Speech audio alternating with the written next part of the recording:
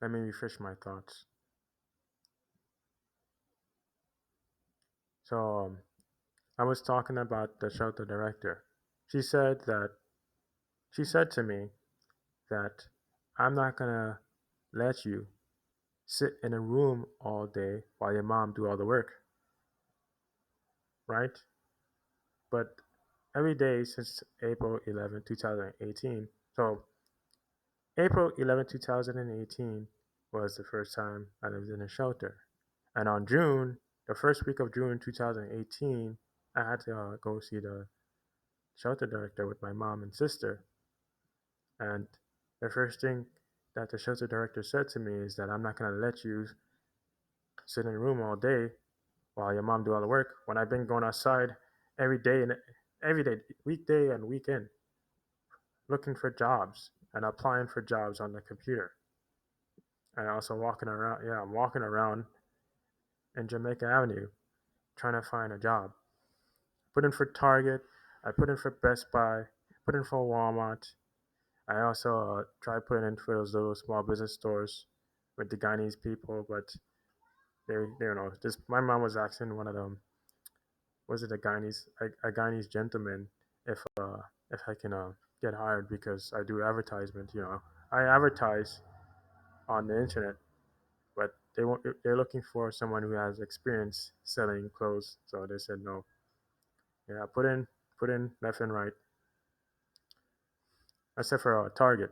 Target, uh, a lady from Target called me, but I missed the call. It was too late to call back. The next following day, I called and I spoke to this gentleman. I said to this gentleman, "Can you give me a more reasonable time, or you could say a more appropriate time, because traveling outside late, especially around Jamaica Avenue, is dangerous. I could either get racially profiled since I'm African American, or stick up. And the people in Jamaica Avenue like to do that: stick people up, shoot shoot me. You know, why would I pretty much go outside at night, midnight morning? It's dangerous. I also told him that I have to pick up my sister during was it what time, during the late afternoon, and I have to travel so far from Jamaica Avenue all the way to College Point, deep in Queens. That's a long ride. That's like a 2 hours. It takes 2 hours to get travel there by bus. That's long, and sometimes the bus doesn't run. It depends. So this is what I said to the shelter director, and she said, You reacted incorrectly." As I spoke, or as I tried speaking up for myself, since my mom and my sister and Mr. Albert Lewis was there, you know, they pretty much stared at me. They didn't intervene. I'm the only one who had to stand up for myself because I know that I'm doing the right things. I'm an honest person. I have no time to play around here. No, I'm serious. I don't have no time to play around with people's behavior. I mean business. When I do something, I take it seriously. I have no time to play around with people's behavior, or you could say the people's machines, supercomputers, and also the way that people think irrational about me. I take everything seriously. I have no time to play around here. So I spoke up. I stand up for myself, even though I'm a quiet person. And I said all these things to her. I said I know something about what's happening here. That no matter how many times I put in for jobs, I keep I'm still stuck in the same situation. What is going on here? And I said that there is I spoke up. I said that there's a supercomputer uh, pretty much governing the citizens. I stand up for myself and I figured it out. And I said that the people behave very robotic. I said they're everybody's very very robotic to her. That they don't have any sense. They can't think for themselves. And I have evidence to prove that they can't think for themselves. I can use it. How the people are not they're not independent. They're depending on one another, right? And I was using my evidence based on how I can analyze situations, and also pretty much based off of observation. I have these I can pick up these cues. based on how people behave, and I can also describe their behavior. It's easy because I've experienced it all my life. Someone who's experienced people behaving irrationally to them and speaking incoherently to them, how are you gonna feel? You know, how are you gonna think? This is why I can explain it. It's simple, very easy. So afterwards,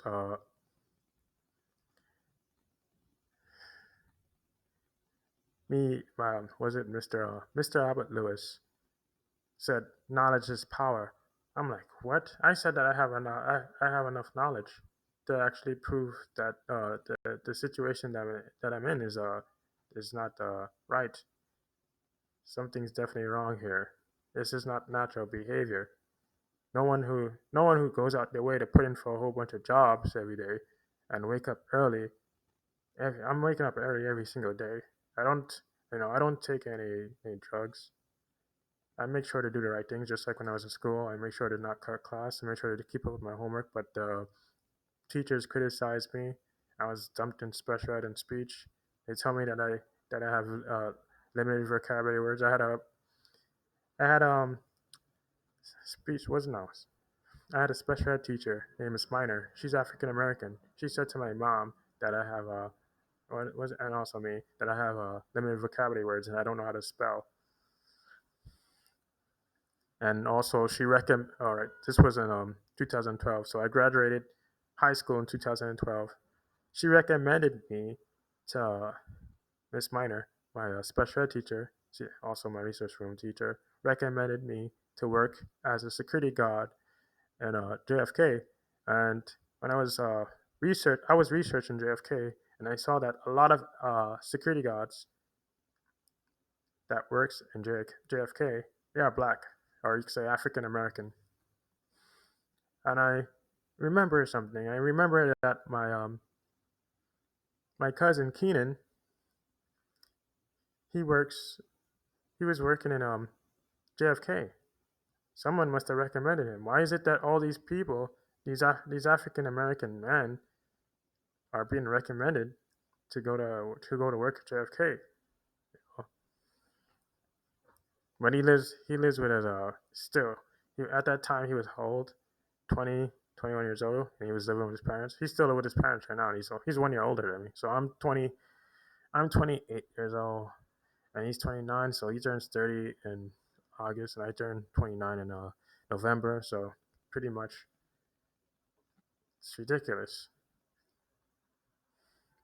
But in order for you to be a security guard, you have to go to they want you to go to some sort of security guard school first, and you have to pass an exam. But anyway, I'm just saying that I wouldn't be able to stand up because of my left testicle. I ended up injuring my left testicle. I'll get to that point later on. So anyway, Mr. Albert Lewis and Miss Passad, her name is Miss Passad, the shelter director. She said that tomorrow, so that was during this takes place in June 2018. Tomorrow, you're gonna go to workforce program. So she's workforce program is like it's like a place where pretty much people help you to actually get a job or find some sort of skill for you or send you. It's like a job training program. You're gonna go to the workforce program. You're gonna get this card. You're gonna get a card, and you're gonna give it to Mr. Albert Lewis. You know, and I'm saying to myself, why she speaks like that to me? She makes it the way she talks to me as if the way she thinks. She thinks that I don't want to have a job. She judged me, right? Jamaica Queens. So this is located in New York, Queens, Jamaica. Queens is located in the worst place ever. The worst place that I can think of. The neighborhood is horrible because I'm surrounded by pretty much Latinos and African Americans who pretty much smoke marijuana. And They like to hang out a lot. So she has this attitude, Miss Passad. She already have an attitude about me and being in the room when I pretty much have proof to show that she doesn't know what she's saying. She don't have any evidence because the only evidence that I can prove is the login sheet because I had to sign in and out, and there's a timestamp for my when I sign in and sign out, how long I stay outside and what time I wake, what time I go outside, and I go outside in the morning time every day. So she's contradicting herself. I always make sure to have my proof. You know what I do. I take a picture before coming to the shelter. I always think ahead of time.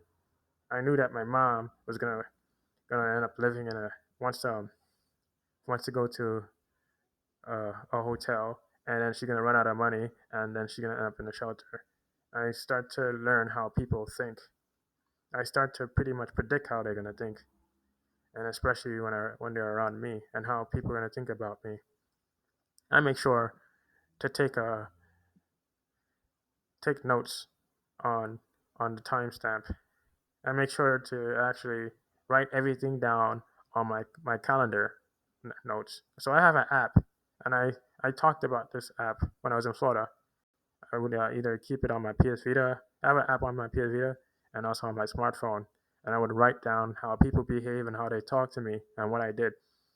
So I can make her look like she doesn't know what she's talking about, and it would just pretty much cause some sort of argument there. So anyway, me and my mom went to Mr. Albert office, and Mr. Albert Lewis, he's the new he's the new case manager instead of Miss Sanchez. Miss Sanchez didn't say anything about me and my mom and sister. Me and my mom is going to the shelter director's office because of what Miss Sanchez did to us.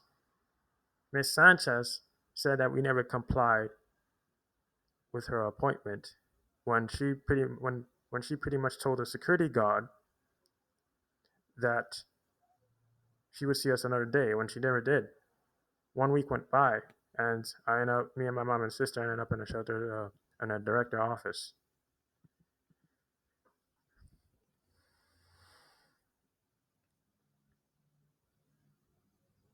So I said to myself that something isn't right here.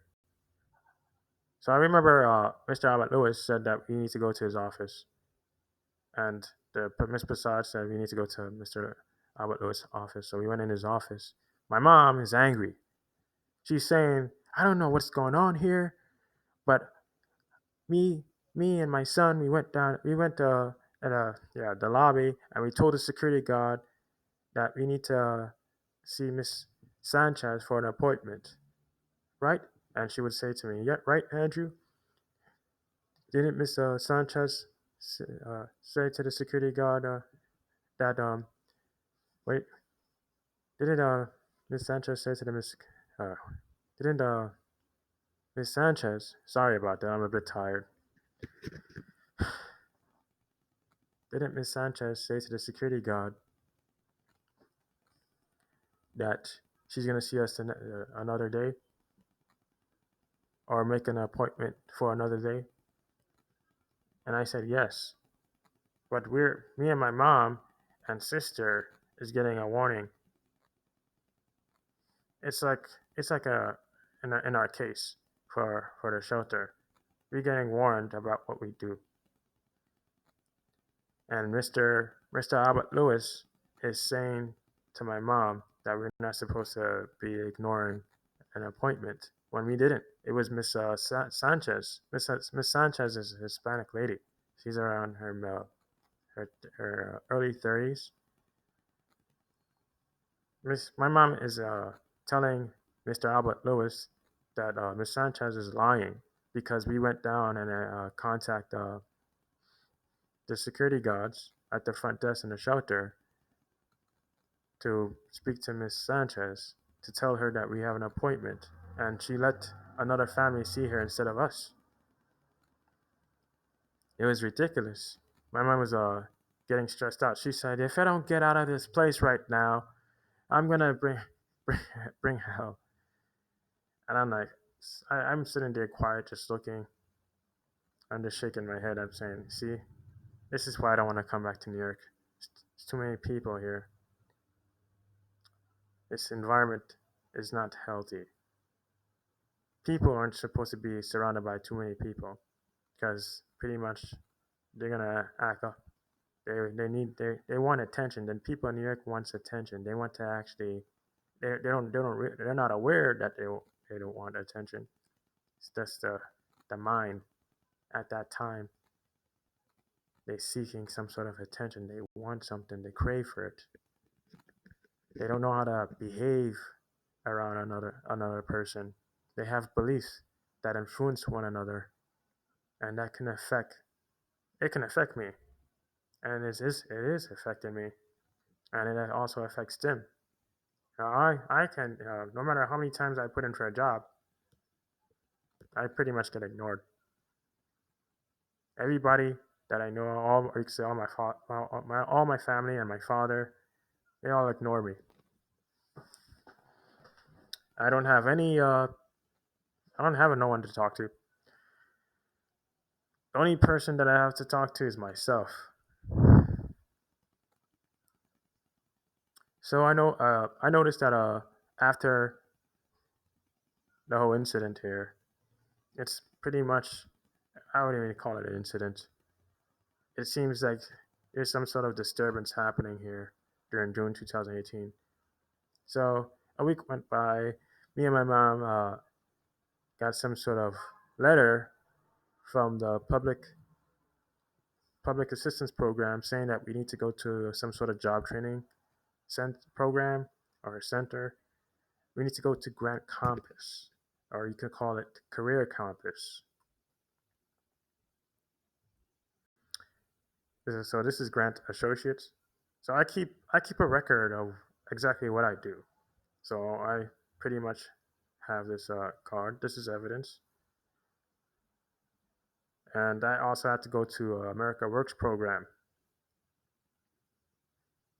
and this is how I dress.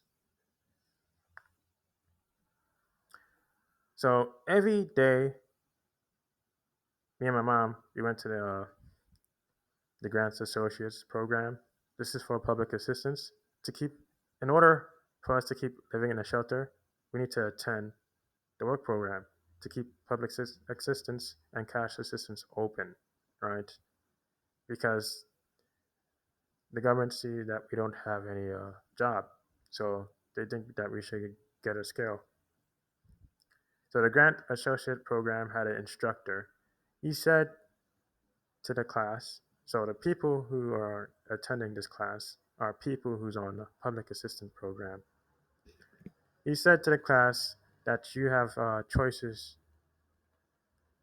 or programs to go to. There's choices. Yeah, these are many choices. You either have a America Works program, We Care, or the Salvation Army work program. If you have a health condition, you would go to the We Care program. That's what he said. And he was explaining the process of getting a job, what these programs do for you each day. And, he's talking about what you want to be. I said I want to be a video game designer, go to college for a video game, but my math, my math is like, all right, I got a 65 in math and English. I got a 65 in English. So my academics, my academic level is very low. So pretty much no college would accept me. But then again, when I went to college, I'm in college. My grade is high. So it depends on the people and the environment and the schools for your grade.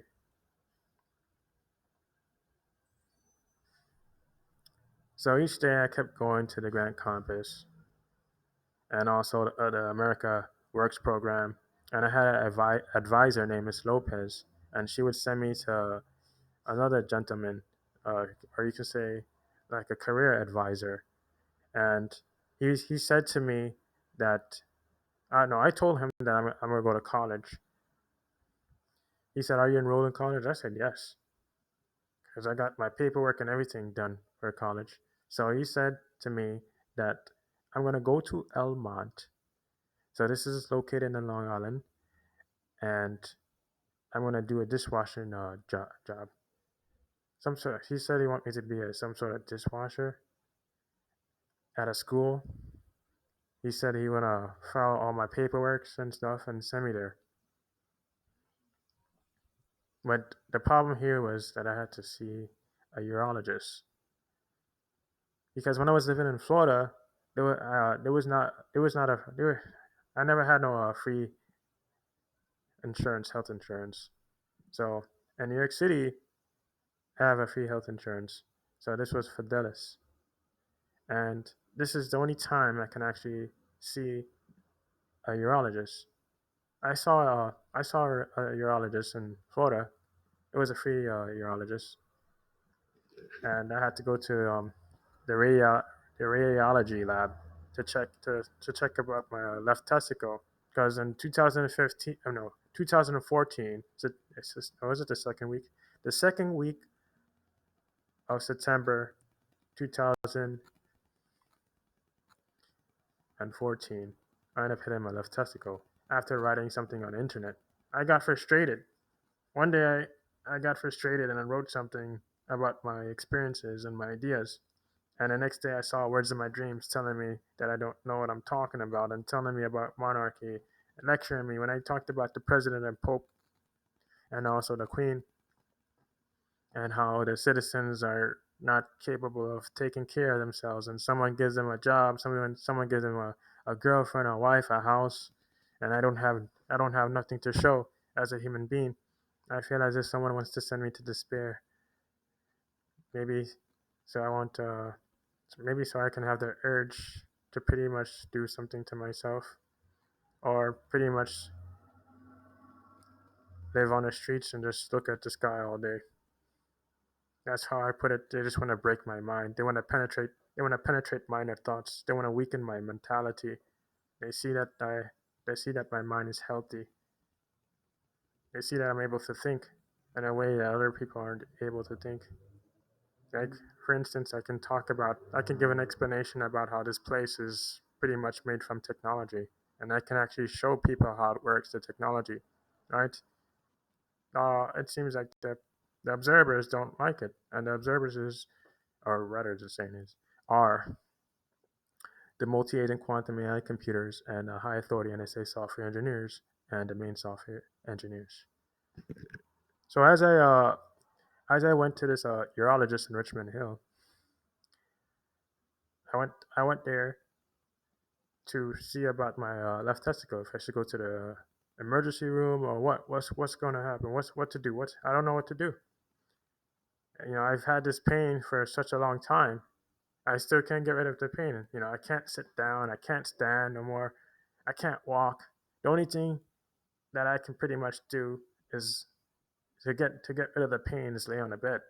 When I lay down on the bed, I don't really feel any shooting pain. But when I sit down, I feel pain. So I went to this urologist in 2000, was it summer 2018, and I said to the urologist about my burning sensation. So I noticed when I take a hot bath, my whole entire hands turn red, and my whole entire left side of my body burns. It burns so badly. No matter what I do, it burns. When it's hot, my whole entire body starts burning up on me, and I would get headaches. When I first hit my left testicle, I had a bad headache. Extreme. My head was hurting me, and my hands started burning. And every time I walk, it burns, no matter what I do. So I told that to the urologist, and I showed my urologist my left testicle The urologist said that I should wear some sort of tight underwear since my left testicle is swollen. I'm like, what kind of stuff to say? Why would he say something like that to someone? She said she doesn't see anything wrong with it, even though it looks disfigured. So the next time I went to the urologist, it was pretty much it was it August? I believe it was August 2018. But before I even get up to that, when I was in Grant Campus, finished with Grant Campus, I had a advisor in Grant Campus, not America Works program. This is a different. This America Works program and Grant Campus are two different places. She said that on June 17, 2018, I'm going to a place called some sort of job internship, and they're gonna send me to a place where I can volunteer, so I can acquire some sort of skill, so I can get a job, so I won't be on cash assistance no more. So I had to go there. My mom said she wanted to follow me there. So I remember going to the internship, and I was waiting online. I talked to a lady. I sat back down. Besides sitting back down, I had to fill out some sort of application on a computer, then sit down. And then someone called my name, and they told me what I want to do. I said KitchenAid.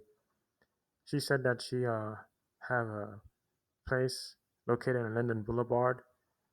This was at a senior center.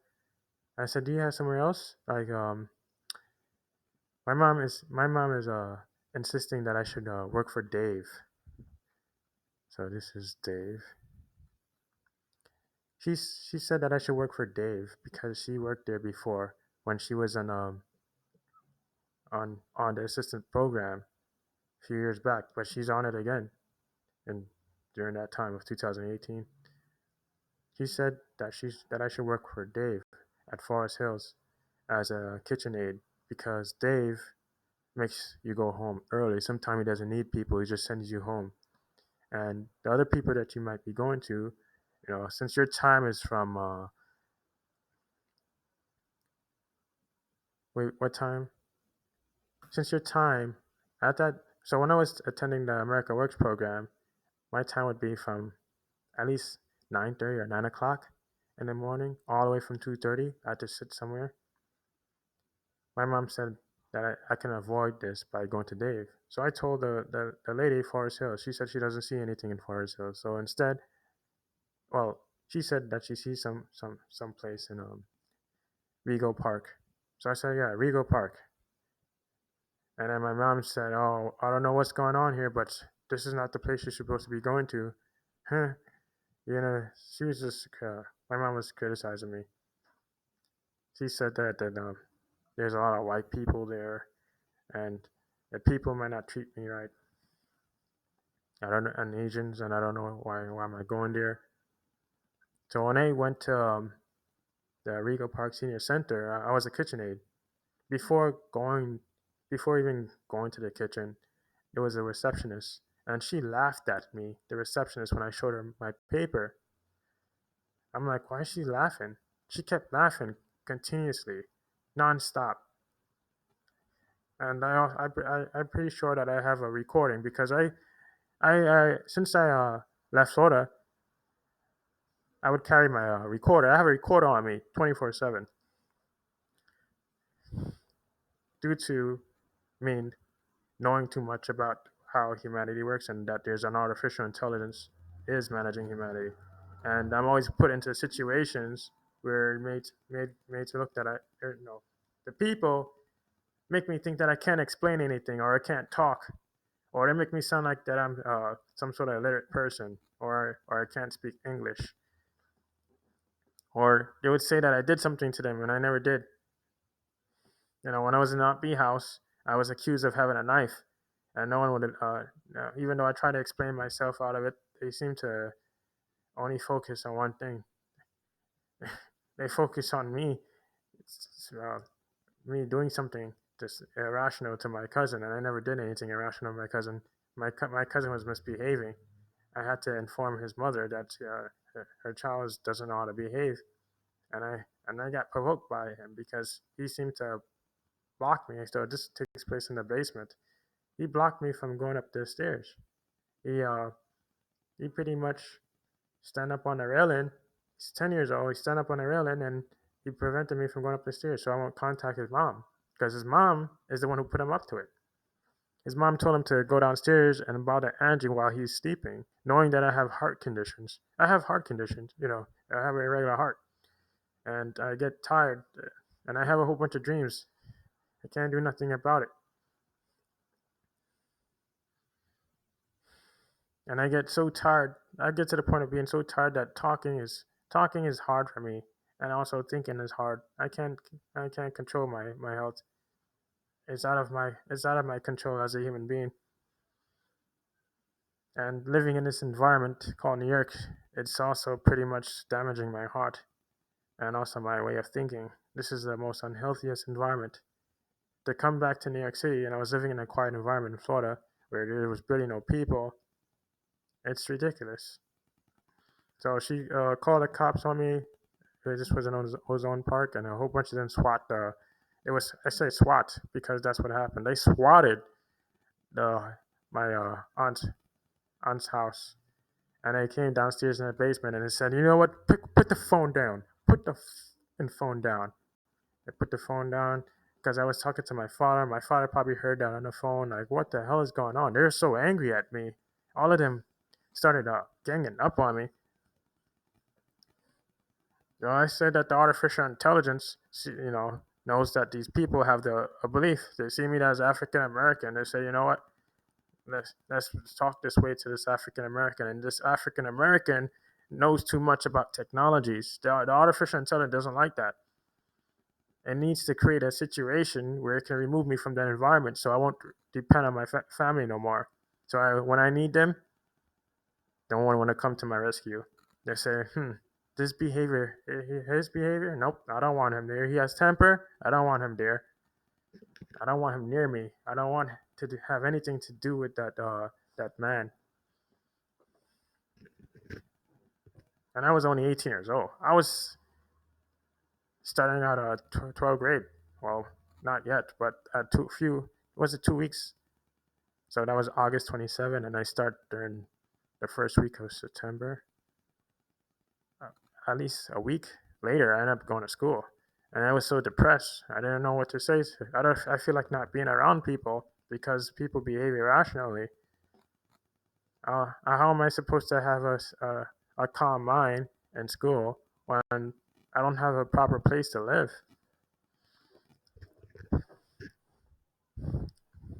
So all this started happening.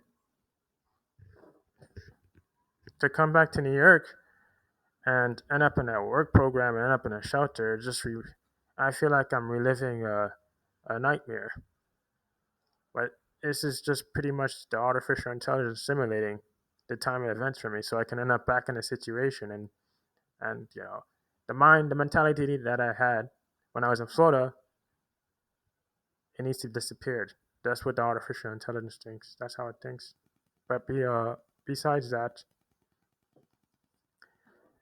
when I went to the internship and I had to go, I had to go to Rego Park Senior Center. I mentioned that the lady was laughing at me. She kept laughing at me just nonstop, but I was just looking at her. I'm like, I don't know what the hell is going on. And she sent me to the wrong location. She sent me upstairs instead of downstairs. And the guy had said that he know. The guy told me what am I doing, and I said I need to go to this place. He said it's downstairs. I said the lady in the front. She said no, I know what I'm talking about. So it's all recorded. I keep a recorder on me. This is one of the reasons why I keep a recorder on me. I record everything that people say to me, and I keep it to myself, the recorder, so I can analyze the situation. And from based off what I've learned, you see how the way I keep screen, you know, when I see that people on the internet talk weird or irrational to me, I take a screenshot of it and I learn from it and I compare it with how people talk to me in person, and it matches. It's ridiculous. Their minds are not theirs. Their minds doesn't exist at that time. It's someone else's way of thinking, just a supercomputer.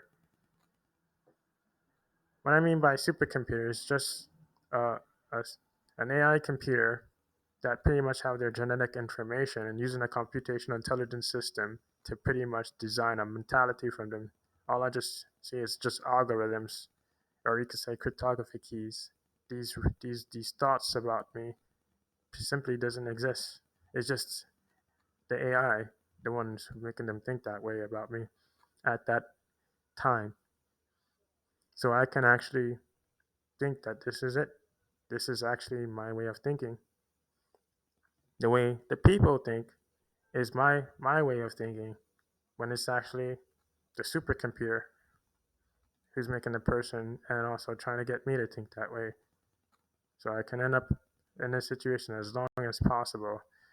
So I graduated 19, at age 19 years old, 2012. Keep going, keep going. The years go by. So when the time comes and they see me as an old man, we don't want to help. You don't want to be around him. We don't want nothing to do with this gentleman. He's a big grown man, and he's old. He's supposed to have some sort of a career, some sort of income, some sort of retirement. He doesn't have none. Huh? The AI wants to see me be an old man, looking at all the people who already have some sort of job because the AI is the one who gave them a job. Have a family, have people to talk to. You know what? It would show you. The AI would actually pretty not rather saying people who actually interpret me. Besides the people who's interpreting me right now, it wants to show me that I'm not gonna have anything. And you know what? I start developing these urges, either to pretty much hurt someone or do something to myself. You start to become jealous. That's the intention here, because like I said, penetrate the inner thoughts, so you can actually think that this is the case, that you want to do this to someone, you want to hurt someone. This is how artificial intelligence create murderers and make people commit suicide, just like the lady at Week here said. So I'll get to that point too. Every single day, every single day, I went to this senior center, and it was bad, really bad. So I had the first day, besides getting laughed at by a receptionist. She's African American, and she looked like she was in her early 20s. I had to talk to someone else. So I asked this lady, this middle age, well, she looked like she's in her mid 40s, and this Hispanic gentleman, they were skylocking. So he had his coffee in his hand, and she was doing something to him, either trying to hit him or or touch him, and he's just holding his coffee up. And I was trying to ask a question. I said, excuse me," and they still skylocking. They're employees and they behave this way. What the hell is wrong with them? What the hell is this, man? I never seen nothing like this before. Of course I didn't, because this is my first time volunteering at some sort of a job. I had never seen people at a job behave this way. These employees are skylocking. So I said, do you know where the supervisor is? Who I can talk to? Do you know where I have to go?" She said that I should. She said to sit down. She haven't arrived yet. So I sat down and waited for at least 45 minutes, and then this Russian lady went in her office, and I had to actually go up there myself and say to this lady that I'm a volunteer here. What should I do? So she sat me down. She said, "What do you do?" I'm like, "Huh?" She said, Have you ever been employed before?" I said, "Yeah." I said, I was I was self-employed. I was an online advertiser. Every day I write. Every day I created blogs and I write on the internet. I promote. I have sponsors on the internet or survey sponsors. I promote and I make money from that. It was easy. It's easier in Florida than New York. I was able to concentrate better there.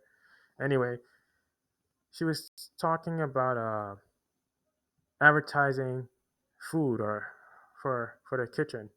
There's there's uh there's a whole bunch of different menus, and the senior the senior citizens who eat here have people who take care of them. They're caretakers, and their family wants to know what their loved ones eat. Or some there's people who actually ordered food from this kitchen. She said, and they need a menu. They need some sort of a way of advertising their food. So I said that you can create a PDF, right, and upload it on the website, and I can pretty much create a menu, and also use keywords to pretty much attract people to this advertisement. It's easy. She said she said that when she needs me, or if she needs anyone, if she what she said to me, she said to me that if she have anything available, she would contact me about it. Then all of a sudden she showed me to the kitchen. And I'm like, huh? So I'm looking at the kitchen and I'm trying to find other volunteers. I don't see no volunteers. I'm like, what the hell I got myself into? Rather than got myself into, I was pretty much fooled into coming here. So the Russian lady, or you could say the supervisor, introduced me to a person named Johan. Johan said that he's a volunteer, but he works off the books. I'm like, off the books? What do you mean? What the heck does off the books mean? I'm not really around people, so I don't know what the person talking about. I've I've been isolated in Florida for such a long time, and I barely talk to people. When I was in Florida, I was pretty much making money on the internet. I was in a room all day, so I can understand how the artificial intelligence would make my shelter director talk this way to me. It disliked that I was in a room all day, going on the internet and talking about my experiences and ideas. That's why I took away my self-employed job away. The people said it was illegal content.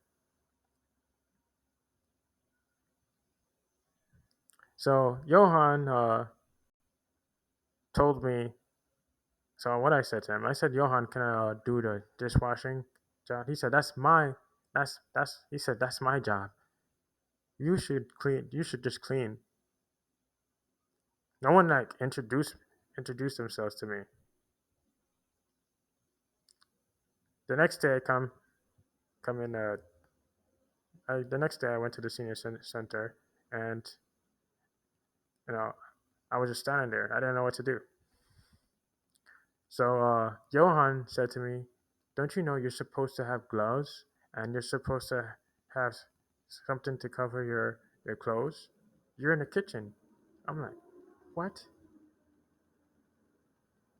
I'm like, "What the hell is going on here?" So he gave me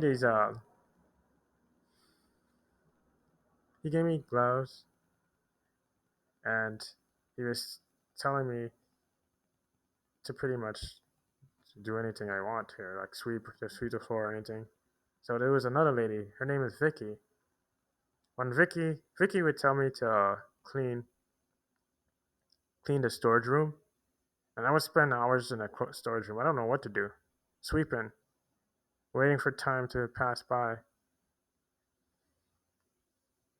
But before before going to the kitchen the second day, I was kind of scared that that the supervisor. I was scared of the supervisor because, well, I was scared of the situation that I was in because the supervisor didn't check me in. I learned that she's supposed to check me in. You know, I'm supposed to sign my signature every single time I go to the kitchen. Or you can say the senior center. Supposed to sign my name. She's supposed to check it off, and then afterwards, when I leave, I'm supposed to sign again, and she would fax that to the people at the public assistance program. She didn't do that. Instead, when I told her that I'm scared because no one's helping me with the schedule and stuff, she said, "You know, you're not supposed to be scared at a job." And I said, "What?" She said, "You're not listening.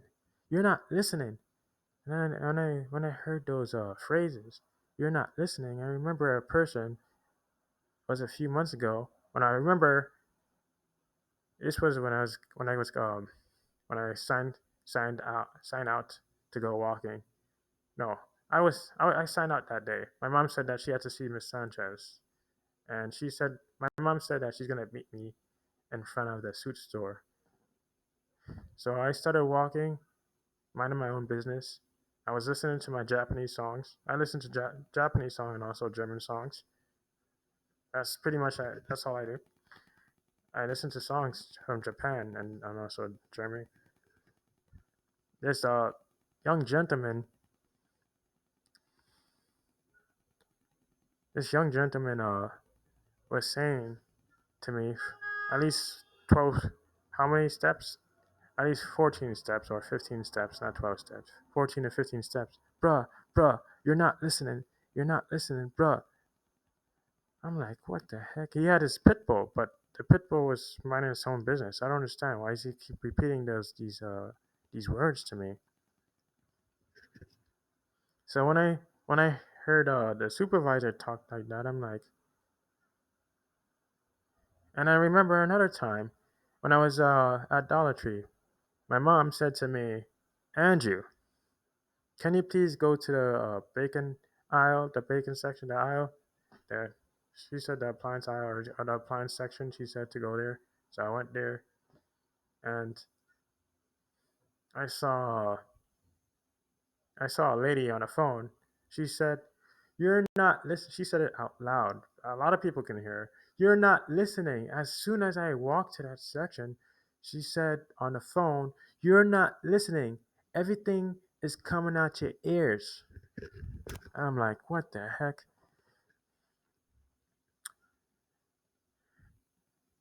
So the next following day, I pretty much stood there and I didn't know what to do because no one. It seems that besides Johan, the rest of the employees they seem to not realize that I'm a volunteer. I'm not a worker.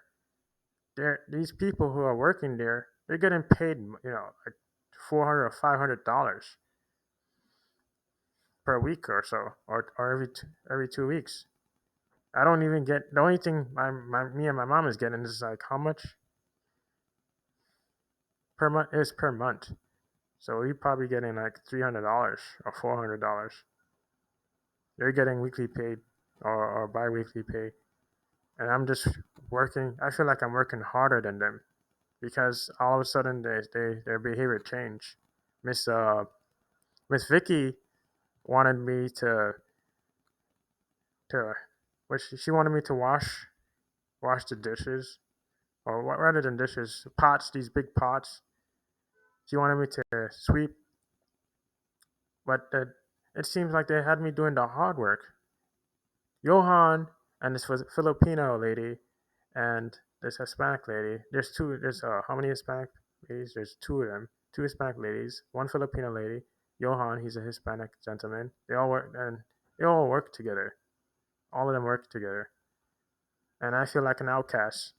I'm just standing around not knowing what to do, and they start to talk about me. So I remember it was a day where I was pretty much standing out of place again, and I didn't know what to do. I don't know what to do. I tried asking them questions, they just ignore me. I don't know why they're behaving this way. And I just hear them talking about me. They say, "Yeah, I tried to ask him yesterday, but he's just." I'm like, what the hell is their problem, man? It's like they're all just eating. I'm watching them eat, even Johan. and they all just sitting there eating. While I'm just, I didn't get no lunch or anything. I'm just standing there watching them eat, and I'm just standing there out of place. I don't know what to do. So the next day, I remember Miss Vicky. She's like a manager for the kitchen. She wanted me to go in a deep freezer and pack up the. She wanted me to stack up the crates. I stacked up the crates, but instead there was a crate at the top. It wasn't stacked properly. She stacked it, and then she questioned me, "Have you ever worked with people before?" To tell me that I'm not working with people. That doesn't make sense because she's not Miss Vicky is not aware that I'm a volunteer. I'm not an employee. I'm not getting any checks. There's no checks coming to my pockets. My mom is the one who's getting some sort of money, but that's not even a check. And the people there having me do all the hard work, and I'm bending down a lot. I keep bending down. She wants me to clean the oven, this hot oven, and I'm like, what the heck? She have this hot, she has this hot oven opened up right on top of my head. I'm wearing my hat. She could have, hit me with the oven, the oven door. It's too hot, or I can actually end up getting burnt. My whole entire hair and stuff. It looks dangerous.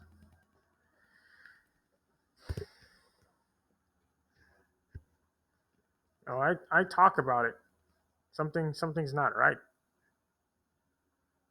No one's supposed to behave this way towards another person who's trying to pretty much work.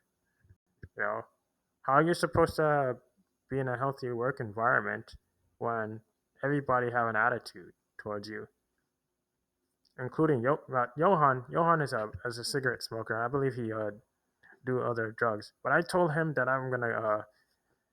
after I'm gonna try to go to school in September, but during that time was August 2018.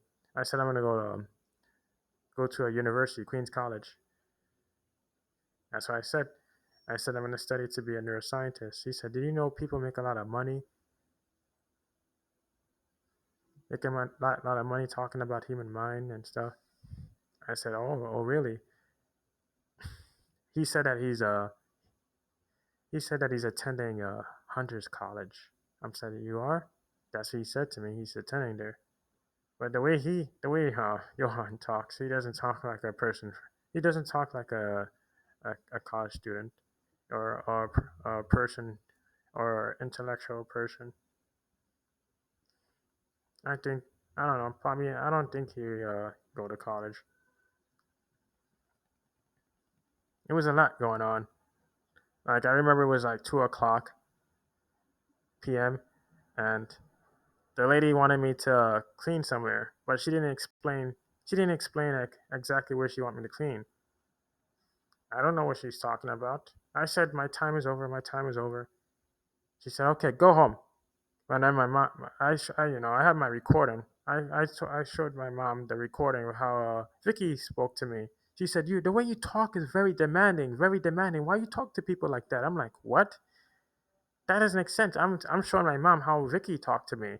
Vicky talked very inappropriate. So how am I talking like a very demanding? That doesn't make sense. Where's she getting this from? The next following week, I couldn't take it no more. I was in shooting pain. These people are behaving irrationally towards me. It's too much. So I told the supervisor. Well, I told the supervisor that I'm gonna give her my medical records so I can pretty much leave there. So I had to go to the urologist again, and I had to explain. My mom said she's coming with me because she wants to see what happened. She wants to be proof that she went, that I went to the doctor because bad things always happens to me. So I went to the urologist and I explained to the urologist that I need you to tell I need you to write me a letter informing the public assistant or you could say the job internship that I have a left testicle issue and I have burning sensation. I'm not supposed to be lifting anything heavy or standing that long or bending down. You can see my left testicle is all red, so red, and I couldn't feel my left hand. just from doing all that work. And I'm also getting irritated here, going to going to this little job here. It's not even a job because I'm not even getting paid. Volunteering at this place, and I'm not even getting no money in my pockets. I can't even pay for my shoes. I'm wearing my dirty size 16 shoes. It's all dirty. And I worked. You know how many years I worked for like how many years? Like 7 years or 6 years. It's all nasty looking, and I don't and I'm wearing the same clothes. So I'm saying to the lady, I need to pretty much get some sort of a letter from you because this is too much. I'm not gonna go back there, and if I don't go back there, they're gonna shut everything off. The whole public assistance program gonna kick out, make us get kicked. Me and my mom and sister get kicked out of the shelter, and my mom is very angry at me because she said you better know what you're doing. So the urologist said that I didn't that the urologist didn't understand me. And then I told my mom. My mom said, "You never can explain anything. You never can explain anything to people. I don't understand what's wrong with you." I'm like, I did explain it. My mom explained it to a lady, and the lady also did the same thing to my mom. Now my mom didn't know what she was talking about because it's actually the lady. The urologist seemed to uh, not know what I'm talking about. It's funny because when I was in Florida and I was explaining my left testicle to the urologist, it was an Asian gentleman. He said that if I'm married, hey, are you married? Do you have any wife? You only have one testicle. That was during fall 2016. And he draws some sort of diagram of my testicle. I'm like, what kind of crap is this, man? Saying that my sperm won't pass through this little tube here because it's blocked, and I only have one good testicle. What the hell is married? So I need to have a working proper testicle to be married to someone. I remember hearing a was it either reading an article or something. It was on the internet that a man didn't have his stuff, his testicle, or something happened, and he still got married. Ridiculous. And then he mentioned about me getting dreams that I won't be able to get wet dreams. I'm like, that's a supercomputer talking to me, man. So I remember taking the letter. So my mom, I got the me and my mom try to force this urologist to give me a letter because this is crazy. I'm suffering here, and also she said to me that I should wear some tight underwears again, and she said to me if I go to the emergency room that I would have the same pain. She said I might have the same pain. That's all she said to me if they do surgery. So I went to the job internship by myself. I had to take the I had to take the train. So which train I took? I took the E train and I transferred to the Q train. So this was in 42nd Street. Was it 40? I believe 42nd Street. I had to transfer to the Q train and I took that to Brooklyn. And I had to get off. I got lost. I contacted my mom. I said, "Do you have the address?" Because I don't have the address. And then I had to talk to a stranger. I told the stranger, "Do you know where this place is?" So he had a GPS on his phone. So he showed me. He said, "Turn there." He said to turn. What he said? He just told me to turn left, and then go right and turn left, and then go up, and I should be there. I spent nearly an hour and 30 minutes walking up and down, going different places. It's until I end up running into this I ended up finding this place and I ran into these ladies. This look like a mother and daughter. They look Hispanic, but they're the same skin color as me. And I hear them speaking Spanish to one another. And there was a lady speaking on this microphone. I'm like, what? And she said on the microphone to the ladies in Spanish about me. I didn't know. So the Hispanic lady spoke in English to me. She said, "Do you have an appointment here?" I said, "Yeah, I do have an appointment here." Because I believe the lady, or I believe the lady On the mic had mentioned to these ladies that